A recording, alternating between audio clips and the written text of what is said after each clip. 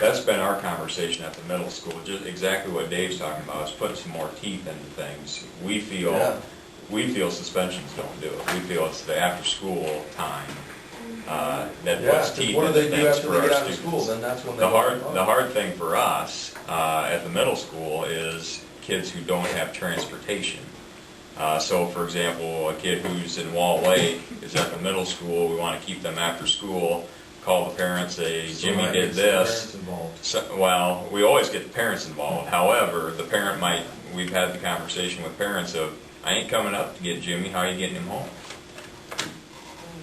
And we try to work, you know, okay, if I understand tonight doesn't work, how about Thursday or, you know, maybe even Friday morning?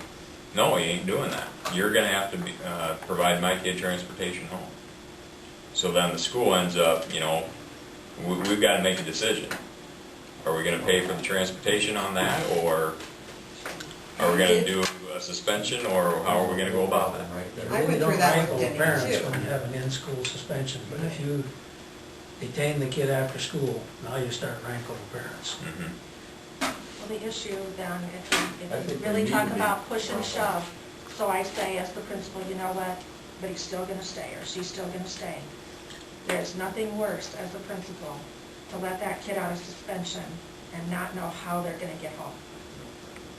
I mean, that's happened I don't know how many times to me, and I've driven kids home. You know, I felt like I won because I made them stay after school, but I was out in gravel roads at Manning driving kids home because, my gosh, they stayed after school.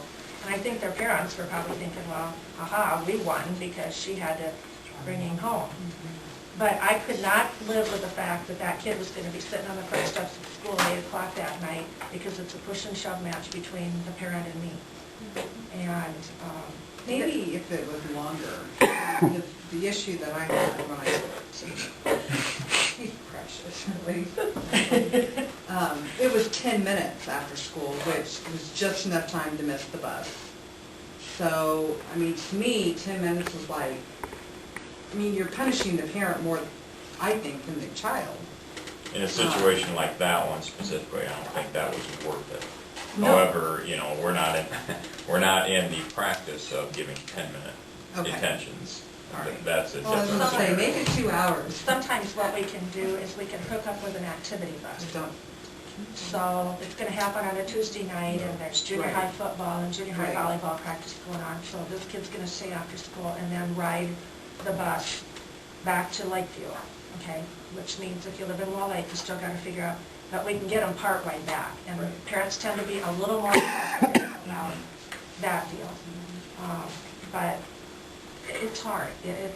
And for some parents, they're just going to, despite you, they're going to let that kid sit there. And That's too bad, because the parents should have to suffer the consequences. Well, what's that teaching the kid? If the discipline isn't That the parents there. always go to bat for them. And I will say this, though, we're talking about a very minority group of parents. I mean, all in all, there's a majority that really work with us and want their children to do the right thing. We're talking a very small percentage, but we do end up in those situations. Well, since we're dealing with such a minority, small amount, maybe we should make arrangements to have somebody take them home so that you can put the teeth in this and make sure that that length of time after school is unpleasant, but somebody is taking care of business, and then you can make, because you can't teach under a discipline problem. And we've done that from time to time. Obviously, we have teachers who come from Wall Lake or Lakeview, and a lot of times teachers will deliver kids home who have been in detention. That opens up another can of worms of, you know, as a teacher, do I feel liable for that kid if I'm in a wreck, or, you know, a kid can say something that on the way home, here's what happened, and there's just two of us there. You know, that opens up a can of worms in itself. However, there are other times when we don't have that transportation available for that kid to go home. You know, the teachers or the teacher who could deliver a kid back to Wall Lake is going to a track meet in Manson, for example. So I can't bring a kid back home to Wall Lake, that teacher will say. So then, okay, who's going to do that? We don't always have someone available unless you have someone on the call. part of hiring somebody is Usually Wednesday nights, which are church nights, we don't keep kids. Friday nights, seldom. So Monday, Tuesday, Thursday, if you're gonna hire somebody, they're gonna wanna know that every Monday, Tuesday, Thursday, we can't just call them, you know, at 2 and say, oh, guess what, we got a late after school. So no matter what, we'd be paying somebody, because a lot of nights there's no one. I mean, there's more nights than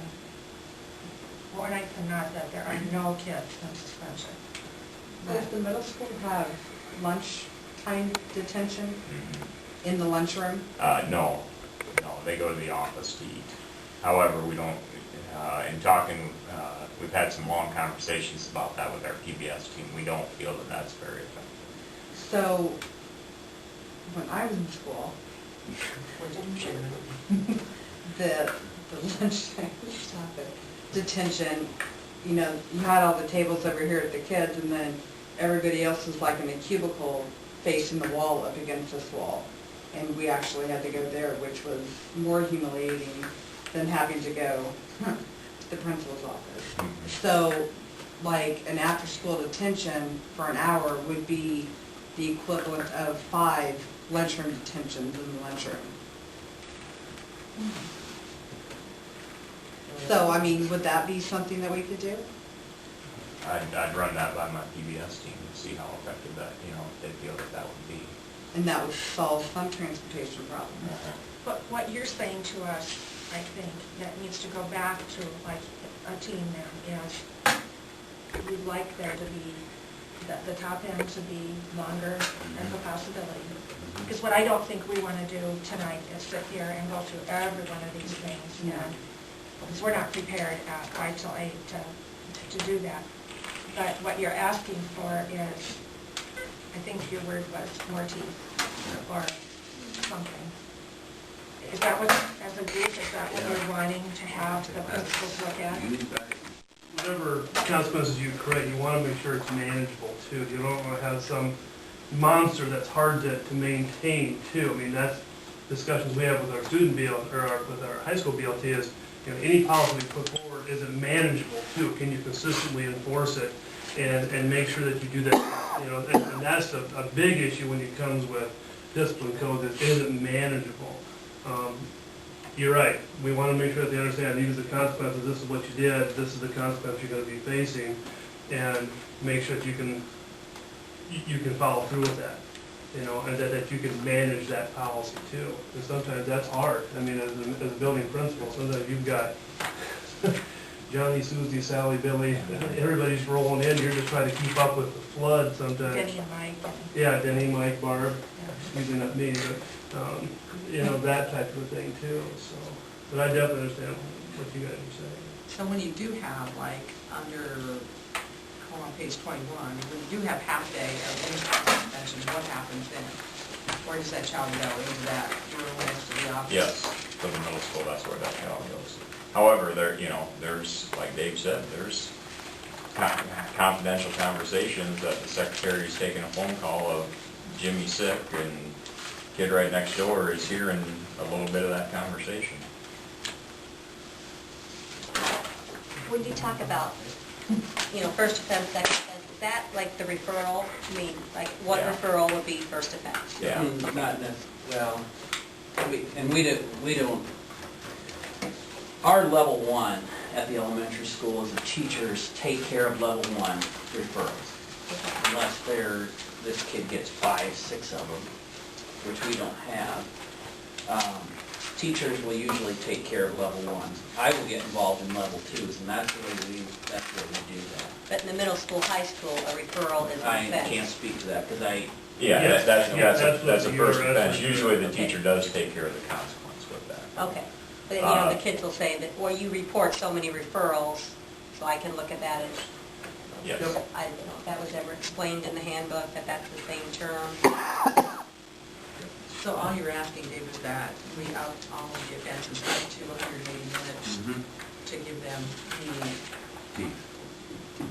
or the option to use. I guess it'll be difficult. We can use it. You can use it the way that you want to use it.